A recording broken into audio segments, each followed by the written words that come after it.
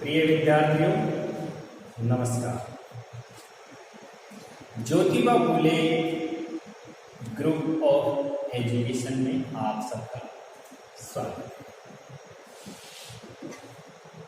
आज मैं आपको प्राकृतिक रबर, जो कि कल अधूरा रह गया था, मैं उसको सूत्र लिख करके ही रह गया, उसको समझाना चाह रहा था कि एमाइड बंद आगे कैसे आ रहा है। इस बारे में मैं बताना ही चाह रहा था, लेकिन किन्हीं तकनीकी कमियों के कारण आप पूरा नहीं देख पाए थे। आज दोबारा हम प्राकृतिक रबर को ले रहे हैं। प्राकृतिक रबर, उसकी प्राप्ति, बनाना और उपयोग आदि लेकर के, और हम इसे आगे बढ़ा रहे हैं। सबसे पहले मैंने आपको बताया था कि प्राकृतिक रबर आइसोप्रीन का बहुलक होता है, जो एक वृक्ष से रबर चीर से प्राप्त होता है। इसे हम लेटेक्स का नाम भी देते हैं। और मैं कल आपको यही बता रहा था कि प्राकृतिक रबर एक वृक्ष से द्रव के रूप में प्राप्त होता है, जिसको हम क्या कहते हैं, रबर चीर मानी दूध या लेटेक्स कहते हैं। ये आइसोप्रीन का बहुलक होता है। और इसे किस प्रकार से बनाया जाता है, जिसको बहुलीकरण करते हैं। मैंने आपको बताया था, यहाँ लिखा था कि CH2 double one, CH single one, CH, और उसके पश्चात मैंने लिखा था CH2, यहाँ मैंने इसके लगा रखा था CH3, और ये लिए थे इसके N अणु लिए थे।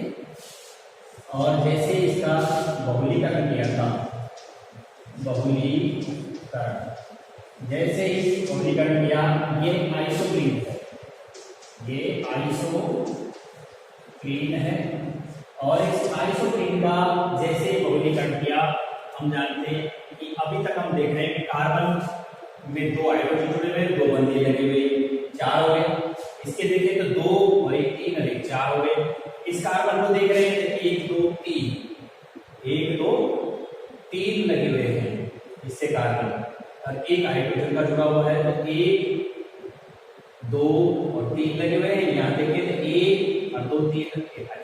तो जैसे ही हम इसका बहुलीकरण करेंगे, ये बंध आगे हो जाएगा। ये बंध कहाँ जाएगा? आगे आ जाएगा। और ये जो बंध था ये आगे चला जाएगा, और इसका जो बंध है वो कहाँ चला जाएगा? और आगे होता चला जाएगा। देखिए ये बंध जो है ये आगे आ जाएगा यहाँ, ये बंध आ जाएगा यहाँ, और इसका क्या हो जाएगा? बहुलीकरण। तो बहुलीकरण करने पर कैसे हुआ? देखिए अब आपको सामने आ रहा है कि ये CH2 है, जैसे इसके N अणु आ रहे थे हमारे सामने, तो ये तो है हमारे सामने CH2। ये बंध डबल था, ये टूट करके आगे आ गया है, यहाँ हो गया आपका CH। ये जो सिंगल बंध था वो आगे आ गया, कहाँ गया? यहाँ इसमें।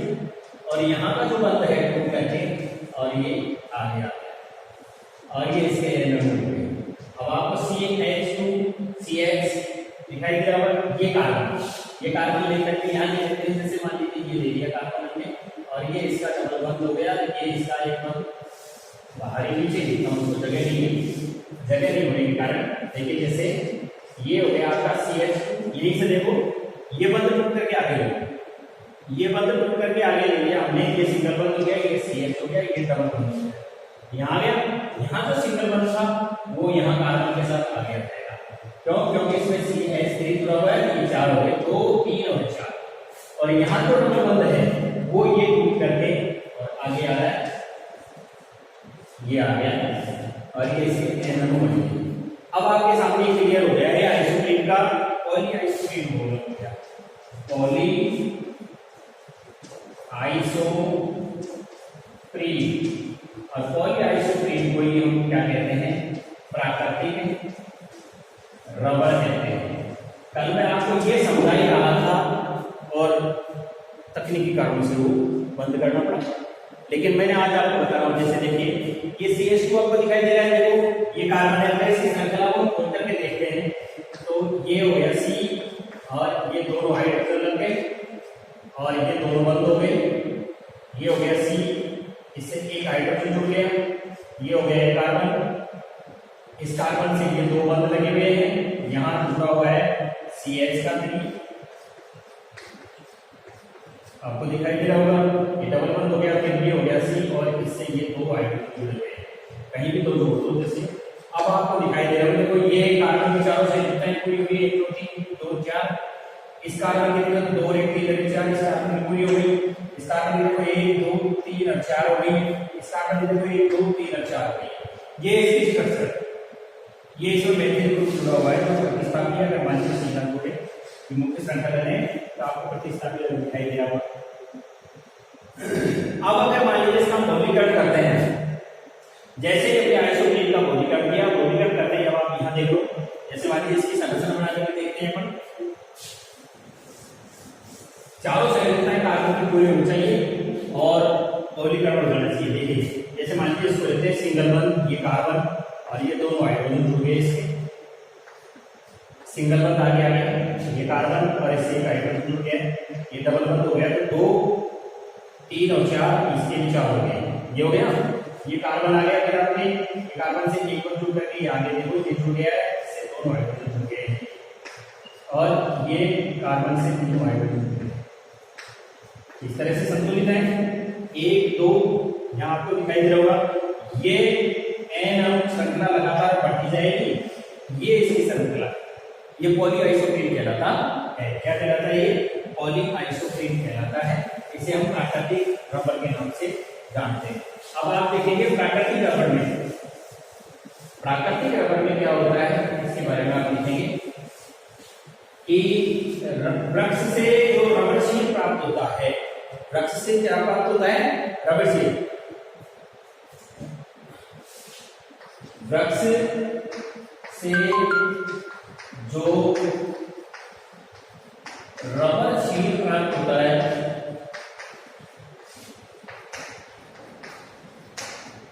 जिसे हम क्या कहते हैं? लेटेक्स कहते हैं।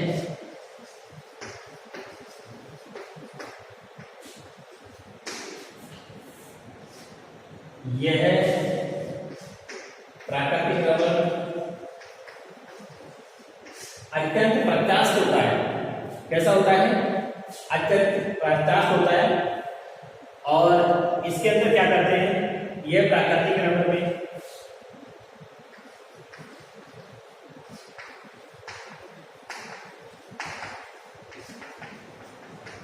प्रत्यास्थ वाला तथा कम तरंग क्षमता वाला होता है।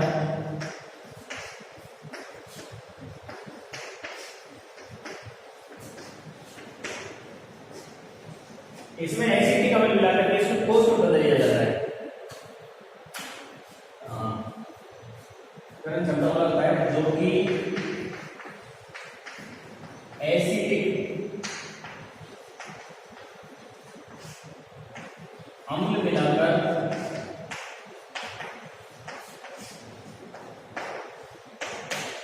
ठोस में बदला हुआ रूप है।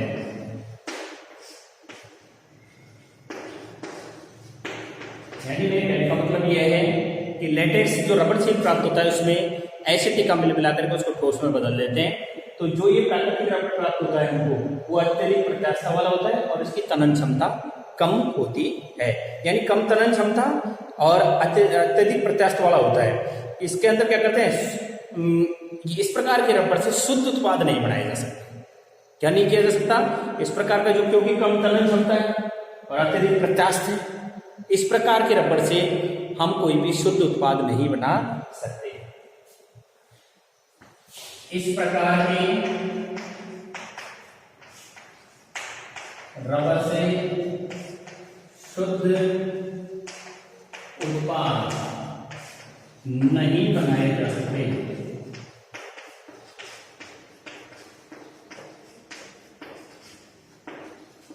अतः क्या किया जाता है? इसमें क्या करते हैं? सल्फर मिला देते हैं। इसमें सल्फर मिला करके गर्म करने से अतः इसमें सल्फर मिलाकर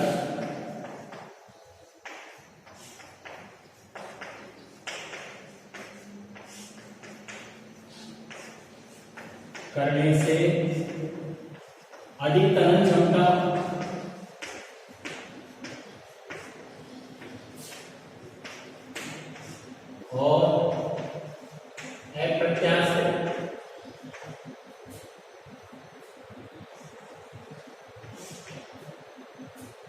गुण वाला रबर प्राप्त किया जाता है।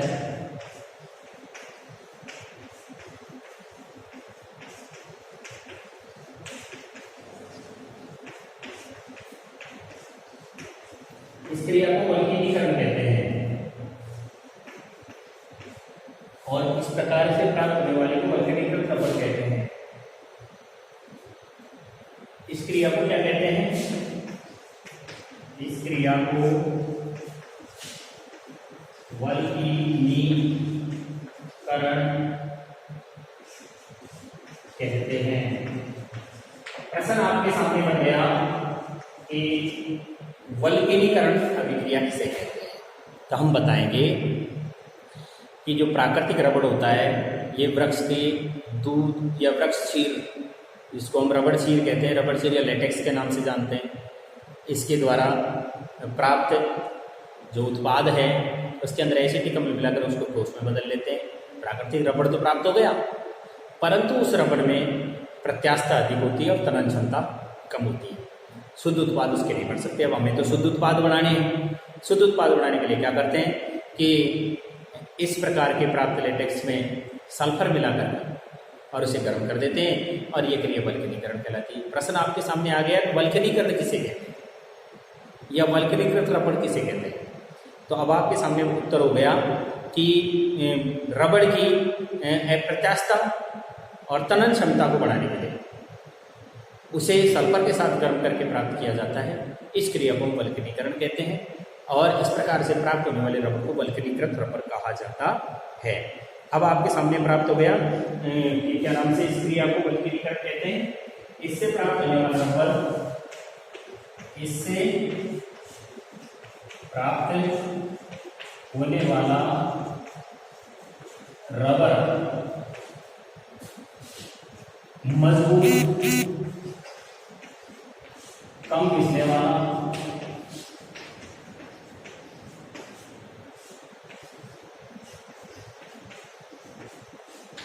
मजबूत होता है, कम घिसने वाला होता है और कठोर होता है, अप्रत्यास्थ प्रकार का होता है। कठोर एवं अप्रत्यास्थ गुण वाला होता है एवं अप्रत्यास्थ गुण वाला होता है।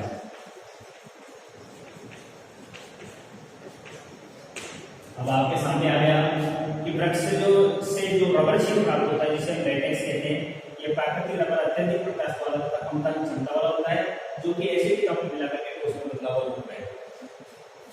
एसिटिक अम्ल को इसमें मिला करके ठोस रूप में प्राप्त कर लेते हैं तो वो अधिक प्रत्यास्थ वाला, कम तनन क्षमता वाला रबड़ प्राप्त हो जाता है, जिससे शुद्ध उत्पाद नहीं बनाए जा सकते।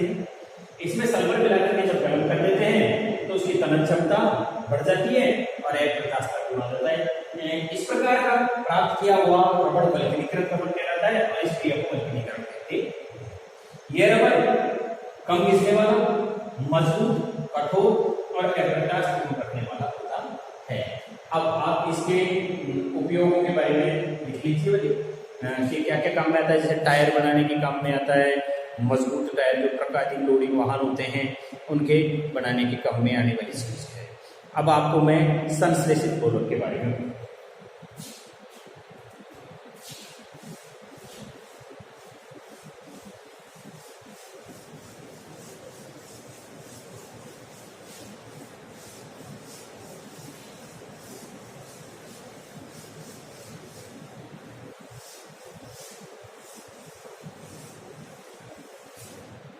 पॉइंट है हमारा संश्लेषित।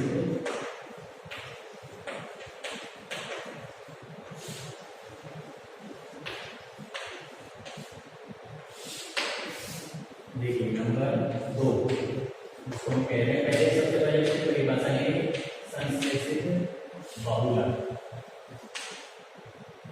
देखिए ये मानव निर्मित है।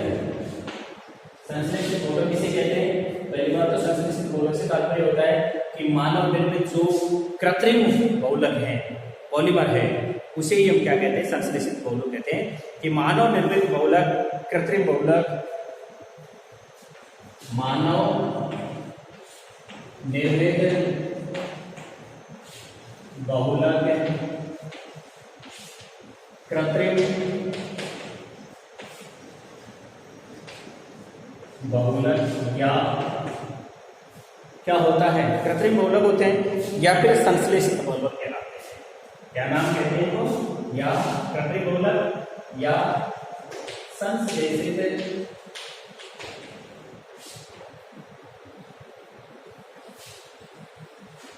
बहुलक कहलाते हैं। इन्हें किस नाम से जाना जाता है, मानव निर्मित बहुलक कहते हैं या संश्लेषित बहुलक कहते हैं। जैसे कृत्रिम रेशे हैं, प्लास्टिक है, जैसे कृत्रिम रेशे, प्लास्टिक, कृत्रिम रेशे हैं, प्लास्टिक है, संश्लेषित रबर है, ये सब क्या है, संश्लेषित रबर, ये सब क्या है, ये सब संश्लेषित बहुलक कहलाते हैं। अब सबसे पहले हम पढ़ेंगे कृत्रिम रेशे। कृत्रिम रेशे में कौन कौन से मुख्य हैं आपके इस कोर्स में, कृत्रिम रेशे। कृत्रिम रेशे में आपकी कक्षा 10 के अंदर जो मुख्य है वो सबसे पहले है nylon 66, terylene rayon, nylon 66, terylene और रेयान, ये आपके कोर्स में है। इसमें संश्लेषित कृत्रिम रेशों में ये मुख्य है, रेयान आदि मुख्य है, ये मुख्य रूप है। अब सबसे पहले हम पढ़ेंगे नायलॉन 66। नायलॉन 66 ये एडिपिक एसिड और हेक्सामेथिल डाइएमिन के क्या नाम से संघनन करते हैं ना तो बनता है, क्योंकि दोनों में कार्बन के 6 अणु पाए जाते हैं। ये नायलॉन 66 कहलाता है। क्या करते हैं इसमें, एडिपिक अम्ल और हेक्सामेथिल डाइएमिन को इसमें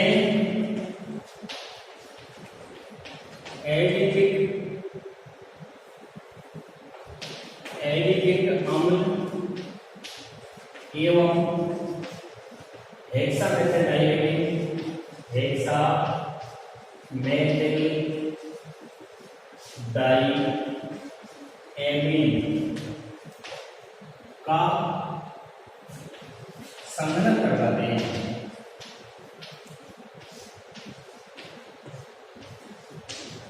नायलॉन 66 प्राप्त किया जाता है। हेक्सामेथिल डाइएमिन और एडिपिक अम्ल का संघनन करने के बाद नायलॉन 66 प्राप्त होता है, करके नायलॉन 66 प्राप्त किया जाता है।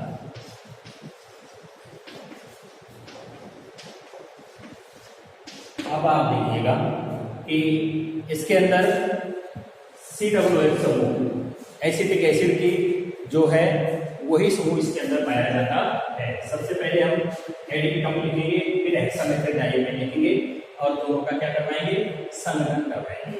जैसे आपके सामने आ रहा है N अणु HOO और C, HOO और C, या आप इसे यूं भी लिख सकते हैं C11, क्योंकि COOH हो गया। क्या हो गया है ये, COOH हो गया। और फिर सिंगल बॉन्ड के साथ में CH2, ये हो गया 4 सिंगल बॉन्ड। फिर उसके बाद में वही ग्रुप जुड़ेगा, कौन सा, C, यहाँ जुड़ गया O और यहाँ O, या COOH देखो आप इसे आप क्या कह सकते हैं, COOH कह सकते हैं। दिखाई देगा आपको, ये हो गया एक चीज, ये N अणु ले लिया। और ये सूत्र किसका है, ये सूत्र है एडिपिक अम्ल का, एडिपिक अम्ल, ये सूत्र एडिपिक अम्ल का है। और प्लस में कर देते हैं अपन, किस चीज को मिला देते हैं, हेक्सामेथिल डाइएमिन। अब आपको अपने आप ही पता चल रहा होगा कि कौन सी चीज hexamethyl diamine, hexamethyl diamine, hexa man has prop but pent hex, hex मानी 6, तो हेक्सामेथाइल डाइएमिन मिलाते हैं तो हेक्सामेथाइल डाइएमिन का सूत्र होता है NH2, NH2 यानी नाइट्रोजन से 2 हाइड्रोजन जुड़े हुए हैं, NH2 हो गया। NH2 के बाद में क्या जुड़ रहा है इसका देखिए NH2 और वही सिंगल बंद CH2 का 6 सिंगल बंद वही NH2, ये NH2 इसके साथ जुड़ा हुआ है NH2 C2 CH2 6 NH2, ये हेक्सामेथाइल डाइएमिन है, ये है हेक्सामेथाइल डाइएमिन। अब आप इसको इस तरह लिख सकते हैं, देखिए कैसे, ये NH2 है, इसे आप दूसरी तरह लिख सकते हैं, कैसे देखो, जैसे यहां ये H सिंगल बंद N और H ऐसे भी लिख सकते हैं, फिर सिंगल बंद CH2 होल ट्वाइस 6 हो गया, यहां जो भी लिख सकते हैं इसमें आप ले आएंगे, जैसे N ले लिया, ये H और ये H, इस तरह भी आप इसको लिख सकते हैं, इस तरह भी आप इसको लिख सकते हैं, आपको दिखाई दे रहा होगा। इन दोनों को हम क्या करते हैं, संगणन करवाते हैं, क्या कराते हैं, इन दोनों का संगणन करवाते हैं। ये अभिक्रिया संकेत दिया हमने, ये हो गया संगणन। जैसे इसका संगणन करवाएंगे हेक्सामेथाइल डाइएमिन और एल्डिहाइड का, आपको एक चीज दिखाई देगी जो मैं आपको ऊपर लिख करके दिखा रहा हूं।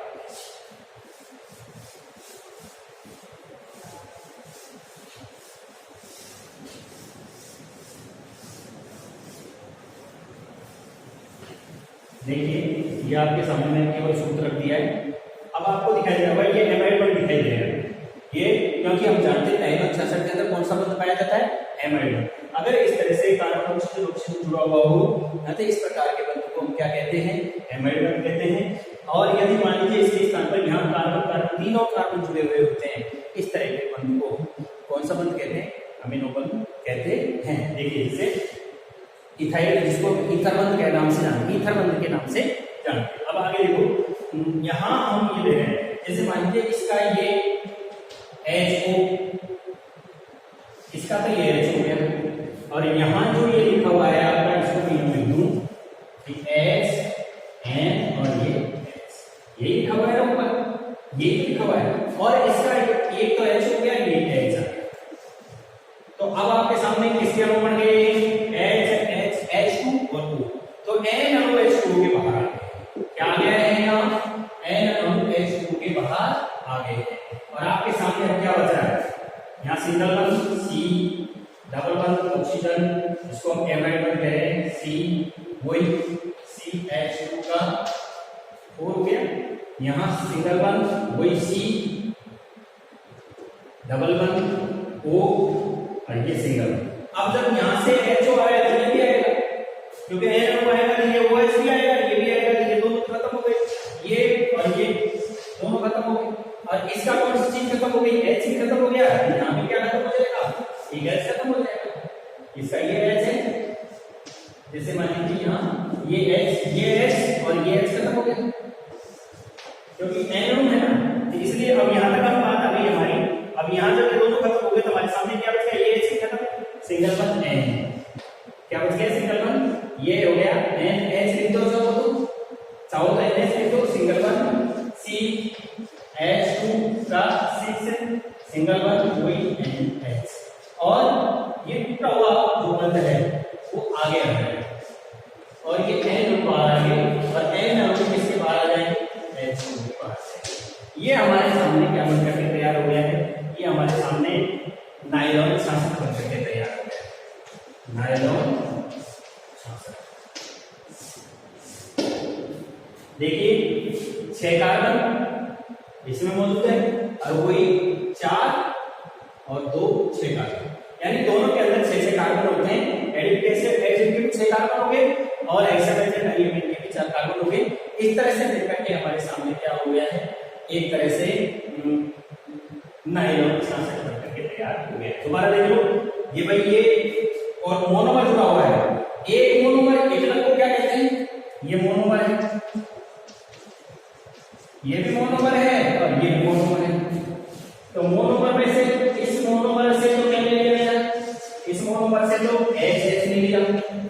और इस बॉन्ड पर से क्या ले लिया, OH ले लिया, तो N अणु चल के बाहर आ गए और बचने वाली चीज हमारे सामने ये बच गई है। हेक्सामेथेट डाइएमीन है और ये एडिनोम है।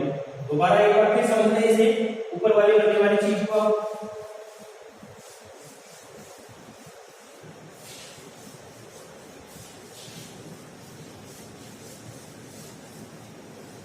जैसे देखिए आपके सामने लिखा हुआ है HO single one C double one O, ये CH2 का 4, वही जो यहाँ है वो चीज यहाँ आएगी, तो कार्बन डबल वन ऑक्सीजन और ये OH। देखो यहाँ मैंने OH लिखा है, इन दोनों को आपस में जोड़ रहे हैं और उधर क्या आ रहा है हमारा, ये सूत्र आ रहा है, तो हमारा सूत्र आ रहा है NH और यहाँ भी H ले लो, सिंगल वन C H2 का 6 है और ये हो गया NH और ये। अब जब हम दोनों का इनका क्या करते हैं, ये आपके सामने N अणु आ रहे हैं, इन दोनों का हम क्या करते हैं, संघनन करवा रहे हैं।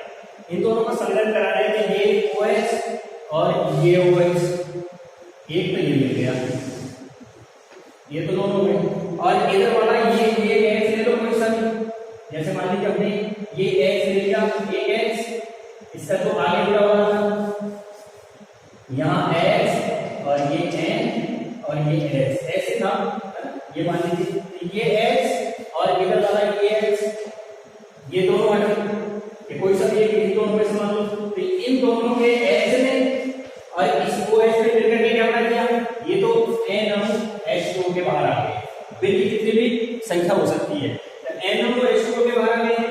जब H2O के बाहर आ गए, ये ग्रुप खत्म हो गया, और जब H2O खत्म हो गया तो हमारे सामने क्या आ गया, सिंगल बंद C डबल बंद O, सिंगल बंद CH2 का 4 आ गया वोल्टवाइज में, सिंगल बंद C डबल बंद O, ये बंद आ गया, ये OH तो खत्म हो गया, ये तो पूरी तरह से खत्म हो गया। अब क्या जुड़ेगा, यहाँ तक हमारे सामने क्या था, NH था, तो सिंगल बंद NH आ गया, सिंगल बंद के साथ में CH2 6 है, तो CH2 6 हो गया, और ये सिंगल बंद के साथ ये कैसे NH हो गया। अब ये छोटी हुई संख्या आगे तक जा रही है, क्योंकि एक लग है, ये आगे एक लग जुड़ते चले जाएंगे, जब एक लग कई बार जुड़ जाते हैं तो पॉलीमरेशन हो जाता है, बहुलीकरण हो जाता है, और एक उसको क्या कहते हैं, पॉलीमर कहते हैं। एक लग आपस में जब जुड़ जाते हैं तो किसका निर्माण करते हैं, बहुलक का निर्माण करते हैं, और ये क्रिया बहुलीकरण कहलाता है। ठीक है, ये आपका नाइलॉन 66 हो गया है। अब इसके आप उपयोग ले लीजिए। एक चीज और ध्यान रखेंगे कि हमेशा नाइलॉन 66 के अंदर एमाइड बंध पाया जाता है। ये जो बंध है, इस बंध का नाम है एमाइड बंध। कौन सा बंध है ये, एमाइड बंध, इसको एमाइड बंध कहते हैं। एमाइड बंध है, ये भी एमाइड बंध है ना। इस बंध का नाम क्या है, एमाइड बंध। अब आप इसके उपयोग लिख लीजिए।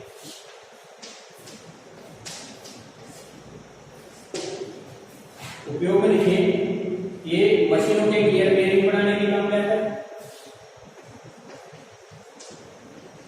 मशीनों के गियर बेरिंग बनाने के काम आता है। नाइलॉन 66 क्या होता है, मशीनों के गियर बेरिंग बनाने के काम में आता है। टायर, कपड़े, रेसे, रस्सियां।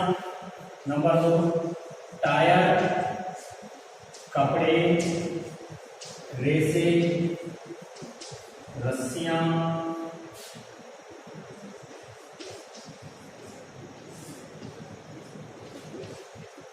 टायर बनाने के लिए, कपड़े बनाने के लिए, रेसे बनाने के लिए, रस्सियां बनाने के काम में, ब्रश आदि बनाने के काम में आता है।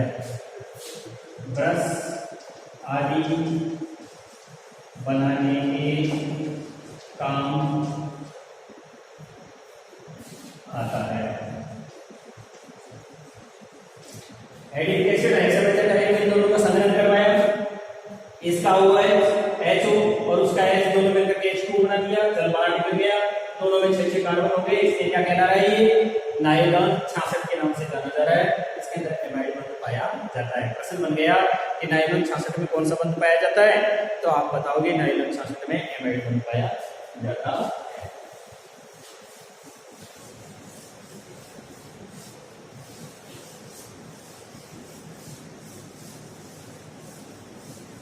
अब आपके सामने दूसरा है, दूसरे में आपका टेरिलीन। इसमें बेंजीन बन रहा है, ठीक है, बेंजीन से क्रिया कर देते हैं टेरिलीन में। टेरिलीन में लिखेंगे कि यह एथिलीन ग्लाइकॉल, यह है एथिलीन ग्लाइकॉल तथा इसको हम टर्फेनिक अम्ल के नाम से जानते हैं। किस नाम से जानते हैं? टर्फेनिक अम्ल के नाम से जानते हैं। टर्फेनिक अम्ल के संघनन से हमारे सामने क्या प्राप्त होता है? टेरिलीन प्राप्त होता है। टेरिलीन प्राप्त होता है। इसे हम डेक्रोन के नाम से जानते हैं। इसे डेक्रोन के नाम से भी जानते हैं। टेरिलीन को किस नाम से भी जानते हैं? डेक्रोन के नाम से भी जानते हैं। अब आप इसमें सबसे पहले तो आप लिखेंगे टर्फेनिक अम्ल का सूत्र लगाओ, वही लगाओगे जैसे NaOH C11O और ये हो गया आपके बेंजीन बंद लगाओगे। इसमें आपको पता होगा बेंजीन C6H6 होता है, ये बेंजीन बंद हो गया, वही डबल बंद और ये हो गया OH, ये COOH, ये टर्फेनिक अम्ल का सूत्र है। टर्फेनिक ये तो टर्फेनिक अम्ल हो गया। प्लस में जोड़ दीजिए कौन सा? Ethylene glycol. एथिलीन ग्लाइकोल जोड़ दो HOCH2CH2OH, HOCH2CH2OH। ये तो हो गया आपके सामने HOCH2CH2, ये तो हो गया टर्फेनिक अम्ल। ये इसका नाम लिखो एथिलीन ग्लाइकोल और ये हो गया टर्फेनिक अम्ल। इन दोनों में संघनन भी किया जाता है। देखो ये ये आराम से आपके सामने एमाइड बन रहा है, वो दिखाई दे रहा है और वो क्या है। अब आप एक चीज देखिए, जैसे इसका HO मिल रहा है, इसका HO इसका HO दोनों में हो गई और इसमें से केवल एक दो H ले लिया, ये दोनों मिल गए। अब इस तरह से मिलकर के आपके सामने क्या हो गया? ये सबसे पहले ये देखो कि प्लस में NH2, ये तो आपके सामने NH2 बाहर निकाल दिया मैंने, H और यहाँ ये OH, तो NOH2 भी बनकर के बाहर चले। अब आपके सामने क्या बचा? जो आपके सामने बचा है वही आपका क्या हो जाएगा?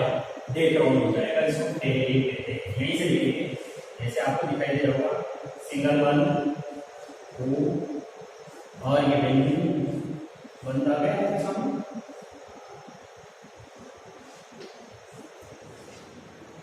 क्या बच गया? C11O सिंगल बंद, ये सिंगल बंद हो गया। यहाँ अब क्या आएगा? O आएगा, ये तो हो गया और ये हो गया CH2 सिंगल बंद, ये CH2 और ये फिर क्या हो गया? O और O से फिर वही बंद आगे मिलता चला जाएगा और ये N हो गया। अब आपके सामने इसका सूत्र से आ गया होगा, देखिए कि सिंगल बंद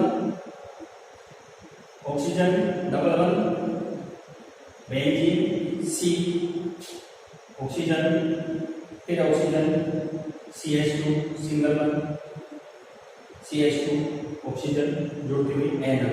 ये आपके सामने पॉली एथिलीन टेरेथिलीन बहुलक प्राप्त हो गया है। इसको क्या कहते हैं? पॉली एथिलीन टेरेथिलीन,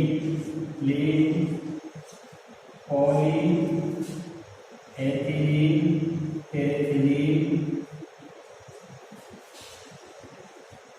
बहुलक। ये इसका बहुलीकरण कर दिया हमने। संगणन ध्यान देता हूं मैं आपका, ये संगणन लिख दिया। जैसे इसका हमने संगणन किया, पॉलीएथिलीन टेरेथिलीन बहुलक प्राप्त हो गया है और इसी का नाम टेरिलीन है। इसे हम किस नाम से जानते हैं? टेरिलीन के नाम से जानते हैं। और इसमें ये लगने वाला बॉन्ड क्या है, इसे हम एमाइड बॉन्ड कहते हैं।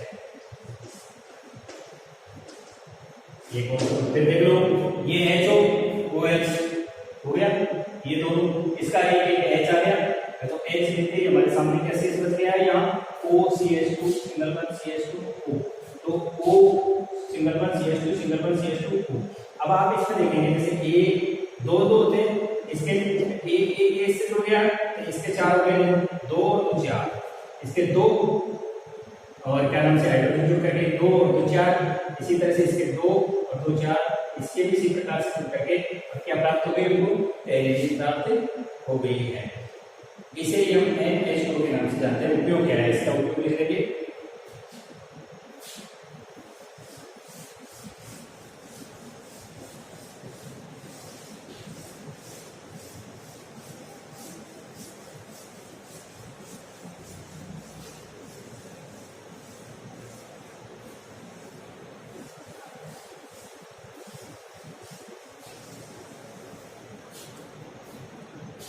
उपयोग में लिखो कि ये कपड़ों की नाव के बाद कपड़े, नाव के बाद बैग, चुंबक। उपयोग में कपड़े, नाव की पात, बैग,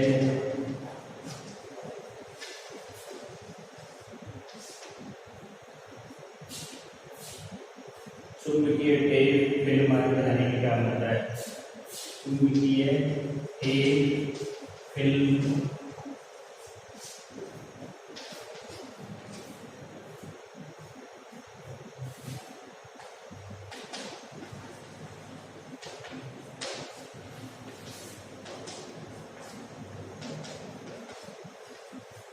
नावों के पाल से तात्पर्य यह है, चुंबकीय टेप जो होती है फिल्म में, मतलब रील होती है जो बनाते हैं, वो भी इसी क्या नाम से टेरिलीन की बनी हुई होती है। नावों की जो पाल होती है हवा के वेग से फटती नहीं है, जिसके सहारे से नाव गति करती है हवा के सहारे से, वहां लगाने के आने वाले नावों के पाल, कपड़े आदि बनाए जाते हैं इसके द्वारा ही। और अब इसके पश्चात आपका आ रहा है रेयान। रेयान में थोड़ा सा लिखना पड़ेगा आपको। देखिए रेयान में क्या है,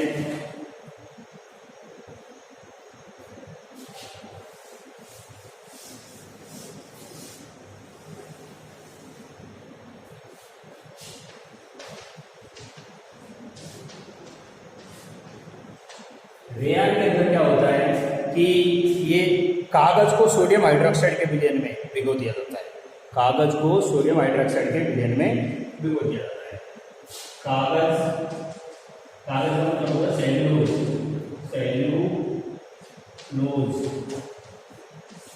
कागज को सोडियम हाइड्रोक्साइड के विलयन माने घोल, सोडियम हाइड्रोक्साइड के विलयन में भिगो दिया जाता है।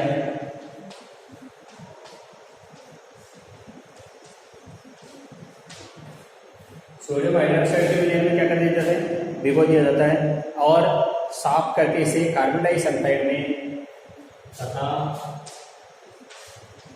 साफ करके इसे कार्बन डाइसल्फाइड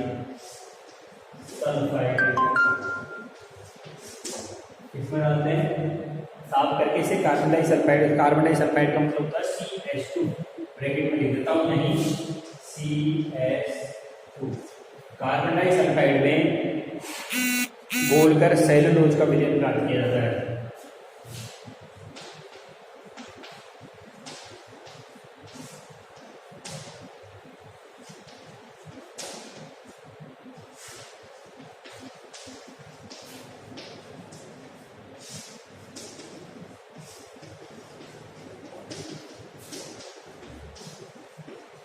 अब सेलुलोज का विलयन हमको प्राप्त हो गया। इस सेलुलोज के विलयन को क्या करते हैं, विलयन को महीन छिद्रों में से प्रवाहित करके अब इस मोल को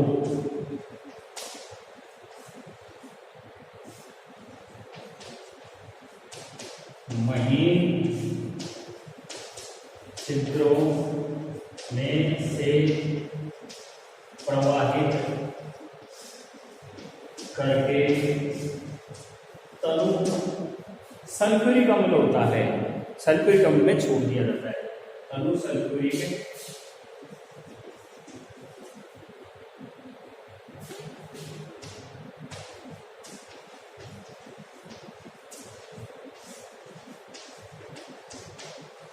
डाल दिया जाता है। तनु सल्फ्यूरिक अम्ल के घोल में इसे क्या कर देते हैं, डाल देते हैं। जैसे ही तनु सल्फ्यूरिक अम्ल के घोल में इसे डाल देते हैं, तनु सल्फ्यूरिक अम्ल के घोल में डालते ही क्या होता है, रेयान के महीन चमकदार रेशे बनते हैं, जिससे रेयान के महीन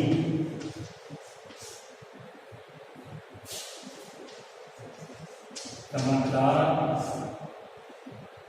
रेशे प्राप्त हो जाते हैं। देखिए सबसे पहले क्या करते हैं, कागज को सोडियम हाइड्रोक्साइड के मिश्रण में भिगोया जाता है, तो कागज के ऊपर जो भी गंदगी है वो सारी की सारी गंदगी खत्म हो जाती है, तथा साफ करके इसे कार्बन डाइसल्फाइड के घोल में सेल्यूलोज का मिश्रण प्राप्त कर लेते हैं। इस घोल को महीन छिद्रों में से प्रवाहित किया जाता है, जिससे तनु सल्फ्यूरिक अम्ल भरा हुआ रहता है। जैसे ही तनु सल्फ्यूरिक अम्ल में इसको डाल दिया जाता है तो क्या होता है, रेयान के महीन और चमकदार रेशे प्राप्त हो जाते हैं। इसकी मात्र एक राय और मैं बताता हूँ, ये काम में क्या आता है, वस्त्र बनाने उपयोग नीचे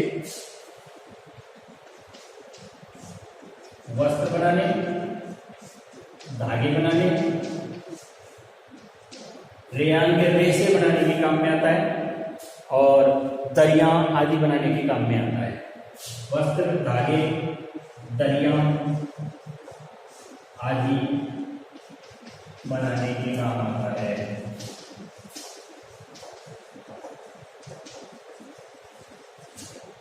नेक्स्ट मैं आपको कल बताऊंगा, ठीक है, प्लास्टिक के बारे में आपको कल बताएंगे।